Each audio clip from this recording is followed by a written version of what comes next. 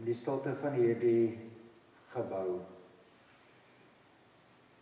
weet ons, soek ons u koninkryk. Amen. En dis hierdie Here, hierdie koning, wat vir my en vir jou die sleutels van daardie koninkryk vanmôre kom gee. Genade en vrede vir jou, van God ons Vader en van Jesus Christus ons Here. Amen. Amen.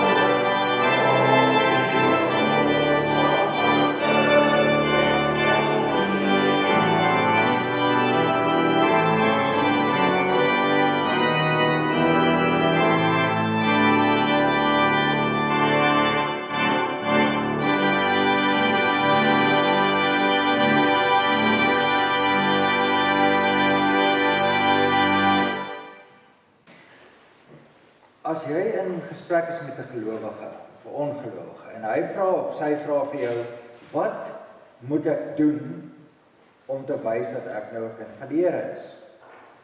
Dan dink ek mens kan hom antwoord of haar antwoord met Matteus 22, wat sê, jy moet die Here jou God lief hê met jou hele hart, en met jou hele siel en met jou hele verstand, en jy moet jou naaste lief hê soos jouself. En as daai persoon nou vir jou vra, wat beteken dit nou? Hoe het ek die Here my God lief met my hele hart en met my hele siel en met my verstand? Want wat jy moes nou eintlik vir hom of vir haar sê is, dis hoe jy behoort te leef. Jy behoort die Here jou God lief te hê met jou hele lewe en jy behoort jou naaste lief te hê met jou hele lewe. Dan sou jy 'n ander kompas ook kon gebruik of 'n ander gedeelte ook kon gebruik om vir mense te help daarmee. Jy sou vir hulle kon sê, jy mag nie vir jouself afgode maak wat soos voëls of diere of visse lyk nie. So jy sou kon sê, as jy die Here jou God lief het, beteken dit jy nie afgode maak nie. Nou, as ons nou na die teks gaan kyk in Psalm 1, dan gaan ons nou 'n bietjie kyk na wat het Christus dan nou gedoen anders as hierdie afgode. Jy mag nie voor hulle kniel nie en jy mag hulle nie aanbid nie. En dan sê hy, ek laat die oortredings van die wat my haat nie ongestraf verbygaan nie. Ek straf die derde en vierde geslag daarna vir die sondes wat hulle ouers gedoen het. So met ander woorde, as ek nou jou kan help, broer of suster, dan sal ek nou sê, okay, jy moet die Here jou God lief hê, jou naaste, hoe jy die Here lief, jy maak nie afgode nie, en jy loop in 'n baie mooi verhouding saam met die Here. Moenie die naam van die Here jou God sonder rede gebruik nie. Nou, daar's 'n hele amper sê teologie rondom die naam van God. Ek is wie ek is. Met ander woorde, jy moet nie die naam van die God wat jy lief het gebruik om daarmee te probeer illustreer dat jy weet wie hy is en wat hy kan doen nie. Of om so 'n bietjie power te gee tot jou lewe nie. Dan gaan hy nou aan, dan sê hy, as jy jou naaste moet lief hê, dan sê hy, behandel jou ouers met respek. Hy sê, moenie ander mense doodmaak nie. Moenie ander ouens se vrouens belul nie, egbreek pleeg nie. Moenie iets steel nie. Moenie vals verklaringe oor ander aflê nie, moenie jok nie. En jy moenie afgunstig raak op ander se eiendom nie. Jy moenie sy vrou, sy manlike of vroulike werke, sy beeste of sy donkies of enigiets wat hy besit vir jouself begeer nie. Met ander woorde, wat hy in hierdie twee gedeeltes sê, is jy behoort, as jy 'n gelowige is, behoort jy so te leef. Ja, jy behoort so te leef. Dis nie goed wat jy moet doen nie. Dis hoe jy behoort te leef. Nou reg deur die skrif sukkel mense om dit te doen. Ons het baie stories, baie verhale, baie stories wat vir ons vertel van mense wat daarmee gesukkel het. Jona het gejok, Abraham het gejok, Eli het gejok, Dawid het 'n ander ou se vrou gevat. So kan jy nou aangaan na die een, na die ander, na die ander, na die ander. En in dieselfde asem sê God dan, as jy nie dit reg kry om so te leef nie, kom praat met my. Kom vertel my, waarmee sukkel jy? In Jesaja 1 vers 18 sê hy, kom dat ons die saak met mekaar uitmaak. So as jy vanmôre sukkel met van die goed, dan nooi God jou uit om vir jou te sê, kom, laat ons met mekaar praat. Hy sê in Matteus 11, sê, my juk is sag en my las is lig, kom praat met my. Hy sê in 1 Johannes 1 vers 8 sê hy, ek sê jou sondes vergewe, as jy dit kom en kom bely, ek sal dit vir jou vergewe. So broers en susters, as ons vanmôre hier sit en ons sê, ons lewe, sukkel met daai goed van Matteus en Exodus en Deuteronomium, dan sê hy, maar kom, dan sê hy, Here, hier is ek, hier pak ek dit voor u uit, dan sê hy, wat die God is van alle gode, sê ek, vergewe jou. Kom ons probeer weer. Kom ons probeer weer. Kom ons probeer weer nie 'n beter lewe leef nie. Kom ons probeer om hierdie verhouding tussen my en jou te herstel. Jy het in ons verhouding vir my gejok. Verhouding tussen God en jou. Jy het in daai verhouding vir my gejok. Jy het in daai verhouding het jy ander gode gesoek. Jy het nie na my toe gekom nie. Jy het gedink ander ouens en ander goed gaan jou help. Kom na my toe. En kom ons probeer weer. Here, as ons vanmôre hier sit, dan sit ons as gebrokenis, as stikkenis. Ons sit as mense wat moeg is om te stry en te veg. Ons sit as mense wat sommer net kapot is. Dankie dat U in oorvloed genade het. Dat al sit ons vanmôre op 'n harde klip, met ons hande tussen ons hare, omdat ons moeg is. Weet ons, U beweeg soos die sagte wind deur ons hare. Weet ons hoor hoe die reën aankom, wat nuwe lewe gee en wat nuwe hoop bring. Gee vanmôre iets vir ons, waaraan ons kan vashou en waarmee ons kan uitstap. Amen. Ek moet begin met ons reeks oor psalms. Wat ons gedoen het, vrede termyn is die termyn het ons begin met 'n klomp tekste wat nie in die Bybel staan nie. En ek dink dit was 'n baie lekker reeks vir ons as predikante, want ons het baie gestoei met die tekste en ek dink julle het dit ook so ervaar. Hierdie termyn is 'n bietjie 'n ander tipe termyn en ons gaan in hierdie termyn baie meer teks gefokus wees. So ons het besluit ons wil uit die Psalmboek uit wil ons klompie psalms vat en met die psalms werk. Ons het lukraak op psalms gekies. Daar's nie 'n rasionele in die psalms nie. Ek begin met Psalm 1 vanmôre en dan so gaan my kollegas dan aan met verskillende psalms. En ook in hierdie termyn het ons vir Dr. Fanie Kronje wat ons Pinksterreeks kom hou. Nou Fanie self is 'n baie sterk teoloog. So ons wil in hierdie termyn baie sterk fokus op ons worsteling met die teks. Met hoe lyk die teks en in watter omstandighede is die teks geskryf en hoe kan ons die teks gebruik om ons te help, en ek glo ook Fanie sal met Pinkster vir ons help om meer duidelikheid te kry. Ek wil vreeslik graag hê hy moet uit Jesaja uit met ons werk, maar ek sal nou maar hoor of hy lus is om dit te doen. Kom ons lees Psalm 1.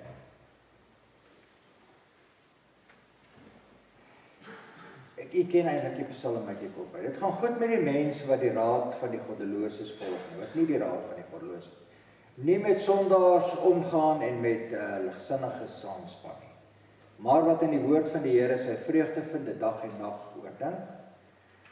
Hy is soos 'n boom wat by waterstrome geplant is, wat op die regte tyd vrugte dra en waarvan die blare nie verdroog nie. Hy is voorspoedig in alles wat hy aanpak. So is die goddeloses nie. Hulle is soos kaf wat deur die wind uitmekaar gewaai word. Daarom sal goddeloses hulle nie kan handhaaf wanneer die Here oor hulle oordeel nie, en sondaars nie 'n plek hê in die vergadering van die regverdiges nie. Waarlik die Here lei die regverdiges op hulle pad, maar die pad van die goddeloses lei tot ondergang. Ek het my tema geformuleer deur te sê Christus, en ek wil eintlik Christus met 'n K gespel het, plus 'n kontras is gelyk aan 'n kompas. Met ander woorde, Christus plus 'n kontras is gelyk aan 'n kompas. Die eerste 4 verse koppel ek aan Christus, dan vers 5 spesifiek koppel ek aan die kontras. En daai vers sê baie duidelik die verskil tussen die regverdige en die onregverdige. En dan vers 6 is eintlik om te sê, as jy dan so leef, leef dan volgens wat die Here vir jou sê, op die pad van die regverdiges. Die belangrikste ding wat ons nou eers moet doen is ons moet net eers die Psalm plot. Nou die Psalm is 'n Psalm wat nie geskryf is soos wat die Bybel nou aangaan, met ander woorde, Genesis 1 is nou baie vroeg geskryf, en so gaan hy nou aan en aan en aan en aan, en so op die ou einde het ons by 'n Psalm uitgekom, en dan gaan hy aan, en toe het ons nou by Christus uitgekom. Die Psalm is geskryf na eksilies, met ander woorde, nadat Israel weggevoer is, en weer teruggaan na die volk toe. Met ander woorde, die Psalm is so, kom ons sê, amper so 150 jaar voor Christus geskryf. So die Psalm is geskryf vir mense wat teruggaan, en wat op pad terug is, Israel toe. Hulle was nou weggevoer, hulle daar in 'n ander land gebly, en nou is hulle op pad terug. En die Psalm is nie deur Dawid geskryf nie. Hy is maar net daar gekoppel, dis 'n gedig wat gevorm is, en hulle reken dat Psalm 1 en Psalm 2 eintlik maar een Psalm was, of een lied was, is maar meer liedere eintlik as wat dit Psalms was, is meer liedere met gedigte by. Psalm is met ander woorde geskryf so kom ons sê 150 jaar voor Christus, en dan is die Psalm geskryf vir mense wat dan teruggaan. Nou daarom sê die Psalm vir die mense wat teruggaan, daar's twee keuses. Jy loop op die pad van die regverdige, of jy loop die pad van die goddelose. Kies wat 'n pad jy wil loop. Maar ek sê nou vir jou, as jy die verkeerde pad kies, is jou pad verderf. So kom ons speel nou vanmôre, ons gaan nou terug na die beloofde land toe. Ons trek nou terug na die beloofde land toe. Nou, in die eerste plek, moet ons daar kom. So, nou moet jy weet, ons het eintlik nou niks om ons daartoe te vat nie, want ons het nie karre nie, ons het nie 'n GPS of 'n kompas nie. Ons het die son en die maan wat maar eintlik ons rigtings bepaal. Want ons moet nou klomp oor 'n klomp grondgebied terugloop. Nou ek weet nie of dit al met julle gebeur het nie, maar met my het dit nou 2 keer gebeur wat baie sleg was, is dat iemand vir my 'n pin, nee, ek weet nie of dit 'n pin drop het. Hulle het nie 'n pin drop, hulle het vir my gesê waar is die plek? En toe ek het op my foon insleutel, toe kom ek nie by die plek uit nie. Het dit nie al gebeur? Ek het 'n Apple. Ja, dankie. So daai GPS het nie gewerk nie. Die een keer was ek amper 2 kilometer ver, en die ander keer, ek moes in Johannesburg by 'n plek wees, waaragtig, toe vat hy my daar deur 'n plek, deur die middelstraat van Johannesburg, my maat. Want hy reken toe seker, dis die kortste roete wat hy na my moet vat. Maar ek is 'n bietjie bekommerd oor my GPS, ek weet nie of ons lekker vertrou nie. Die pindrop werk vir my, daai ding werk vir my, want dan vat hy my direk so toe. Nou sê iemand vir my, daar's 2 kaarte, wat volgens die telefone werk. Die een is 'n Google kaart van Android, en die ander ene is 'n iSource kaart. Is dit so? Die antwoord is slim is? Ja, dit lyk vir my dit is so. So jy kan nie met die iSource, kan jy nie met die Google nie, en dan raak jy deur mekaar, en raak die computers deur mekaar, en dan raak jy... So kompas is baie belangrik, as jy verkeerd trek, soos daai ouetjies nou teruggetrek het na die beloofde land, as hulle verkeerd trek, is hulle weg, is hulle vir 40 jaar weer in die woestyn. Roefsteen van so mooi ding aan oor die vliegtuie. Nou, een van ons vriende, Michiel van der Merwe, se seun is 'n vlieënier, en toe hy nou so appie vlieënier is, toe vlieg hy op 'n stadium met hom sy ure op te kry, met hy nou daarvan grafry net oor die berge vlieg, PE toe. En daar's 2 storms wat so kom, en hy dog toe, as hy nou hierdie vet gee, dan gaan hy nou tussen daai 2 storms deurkom. En hoe meer hy hom vet gee, hoe meer kom die storms nader. En hy is toe binne in daai storms. En hy sê vir sy pa, al die instrumente vries. Hy sê, en jy kan niks sien. En jy hoor daai vliegtuig maak so poep, poep, poep, poep, poep, poep.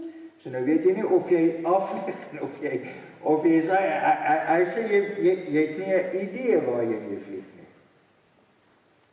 En prys die Here, hy het dan deur dit gevlieg, en hy het oor die berge daar gekom, en in Port Elizabeth gaan land. Nou Christus kan ons nie uit Psalm 1 uithaal nie.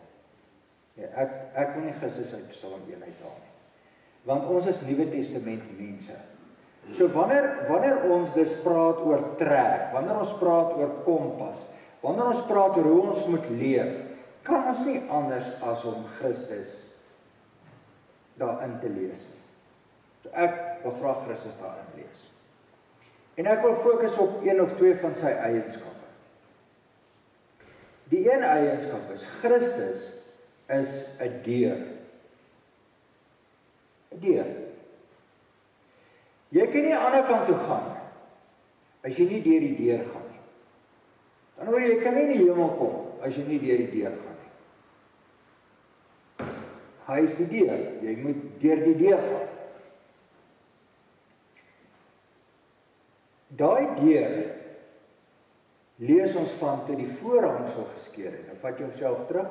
Ons is nou ook in lydenstyd. Wat gebeur in lydenstyd? Die allerheiligste en die heiligste was daar 'n gordyn, kom ons noem dit so. En daai gordyn het geskeur. Ek dink nie impak wat daar gebeur het. Die gordyn skeur. Hoekom skeur hy? Sodat ek en jy kan deurgaan en ons nie aan die buitekant van die gordyn hoef te bly nie. Ons kan deur die deur gaan en ons kan na die allerheiligste toe gaan. Ons kan deur die deur gaan en direk met God praat. Want in die Ou Testament het God gepraat deur wind en deur storms. As Moses op die berg klim en dan sê, wie is hy? Dan hoor hy die wind hier agter hom verbygaan. Daai deur maak dat ek en jy hierdie afstand tussen my en God afbreek. Maar dis ook wat ons so 'n bietjie van 'n arrogansie gee. Want ons dink as ons nou daar kan in en uitstap soos wat ons wil, dan kan ons nou met God eintlik maar maak soos wat ons wil. So in die eerste plek, die beeld wat ek wil gebruik wanneer ons praat oor die regte pad en die verkeerde pad, is die deur help ons om op die pad te kom. Ten minste kan ons op die pad begin stap. En die regte deur maak vir ons dat ons op die regte plek kan by uitkom. En die tweede plek wat ek wil gebruik is, Christus is die lewende water. Ons kan nie sonder water leef nie, dit weet jy. En daar is dan regtig niks so lekker eintlik as jy baie dors het en jy so klompie water kan kry en jy daai water kan drink. Christus sê vir die vrou by die put, sê hy, nadat hy vir haar gevra het, en dis natuurlik ook 'n verhaal op homself, né? Dis 'n vrou wat daar sit, dis 'n Samaritaanse vrou wat daar sit. Met ander woorde, dis nie 'n Joodse vrou nie. 'n Joodse man praat nie met 'n Samaritaan nie. 'n Joodse man praat nie met 'n vrou nie. Dan praat hy met haar en sê hy vir haar, gee vir my water. Dan haal sy uit die put uit die water en gee sy dit vir hom, dan sê hy vir haar, die water wat ek vir jou sal gee, sal jy nooit weer dors word nie. So onthou nou, as ek nou van, kom ons sê van Irak en Iran waar hulle gevang het, gou eens moet terugstap Israel toe, daar deur die woestyn, is die water wat ek moet drink baie nodig.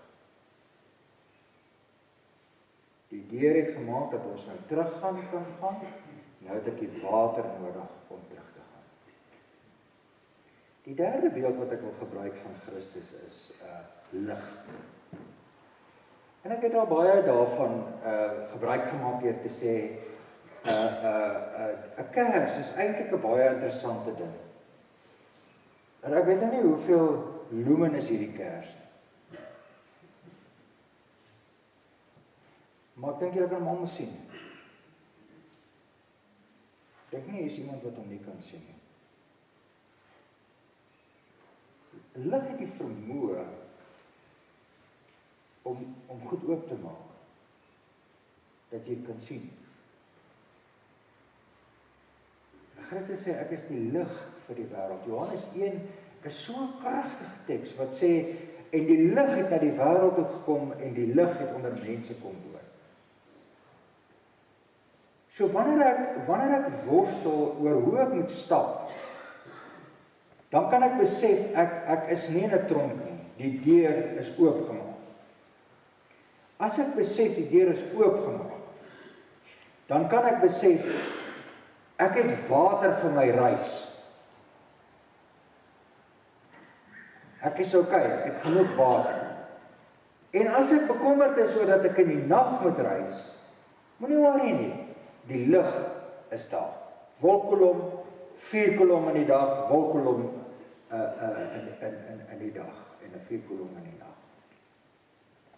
Met ander woorde, wanneer ek na Psalm 1 kyk, die eerste 4 verse, en hy hierdie stoei het met mense is soos die regverdige is soos iemand wat by 'n boom is, wat geplant is by waterstrome. Mense nou baie oor daai metafore. Dis alles metafore wat hy gebruik, wat eintlik wil sê, wanneer jy regverdig is, dan leef jy 'n lewe. Jy leef 'n bepaalde lewe. Daai bepaalde lewe is anders as die goddelose sinne. Dis die kontras. Hy stel dit baie sterk. Baie sterk. Hy sê die geregverdige en die goddelose leef nie dieselfde lewe nie.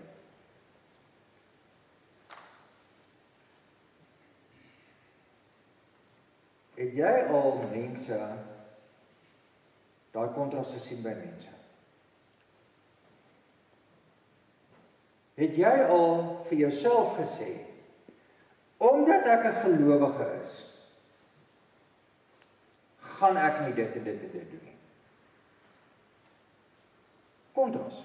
Duidelike keuse wat jy maak, om te sê, weet jy, hierdie gedrag pas nie by my nie. Hoekom nie? Want ek wil lewe met die lig van die wêreld, met die deur wat oopgaan, met die fontein se water in my lewe. Dink ons, want ek kom myself daarby insluit, nie dat daar te min gelowiges is wat daai kontras sterk op die tafel plaas. Dink ons nie dat die wêreld sal heeltemal anders lyk as ons baie sterker in daai kontras glo.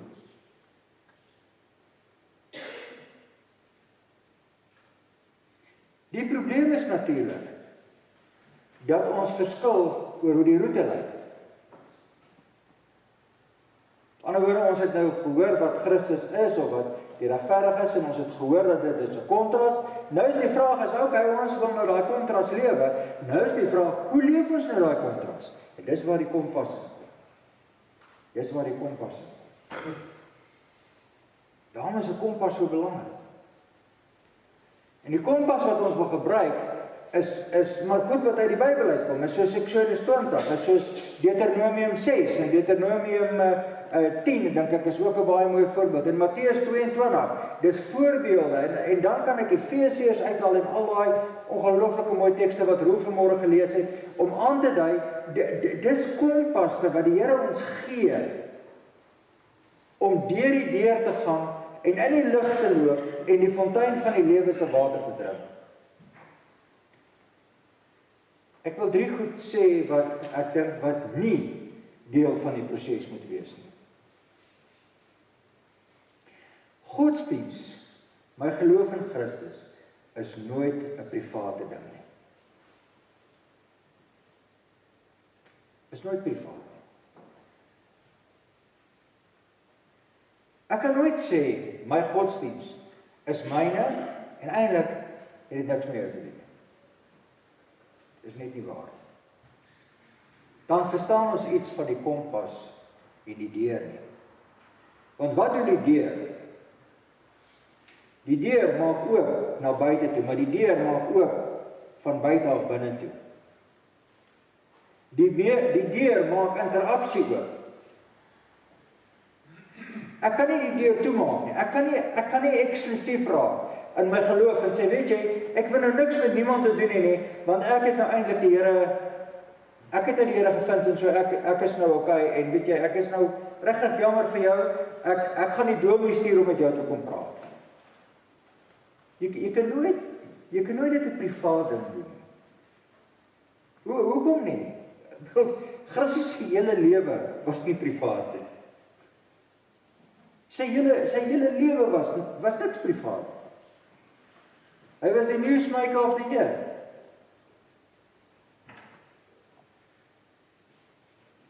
Kan nie privaat wees. Godsdiens, die pad, met die lig, met die fontein, en met die water, met die deur, kan nooit selfgerig wees nie. Ek kan nooit net gaan oor my en myne alleen nie. Wat doen Christus? Hy is in die openbaar. Hy gaan deur deure waar ek en jy nooit aan gedink het nie. Hy sê vir die tollenaar, hy sê vir die prostituut, hy sê vir die ou wat melaats is. Nou jy moet weet, in daai tyd my maat, as jy met 'n melaatse gepraat het, gaan jy melaats word, want daar was nie 'n keur nie, so die melaatse moes daar in 'n gat gebly het. Hy moet net nie na by jou kom nie, want anders dan vrot jou vingertjies ook af. Praat met daai ouens. Hy praat met daai ouens. Hy gaan na hulle toe. Dis nie selfgerig nie. Die fase, die tydperk waarin die kerk van Christus die vinnigste gegroei het, was die tydperk net na 200 na Christus, 50, 80 na Christus. Met die sogenaamde swart griep era. Toe het mense dood gegaan van siekte, kom ons sê van griep. Toe het gelowiges agtergebly om daai mense gesond te maak. Sal jy? Ek sal 2 keer dink. Ek weet nie of ek sal agterbly maar aanhou wat siek is. En die kans dat ek gaan siek word en doodgaan is daar. Sal jy dit doen? Sal dit met jou gebeur? Daai era het veroorsaak dat die geloof die vinnigste groei. En daarom is geloof in 300 na Christus gevestig.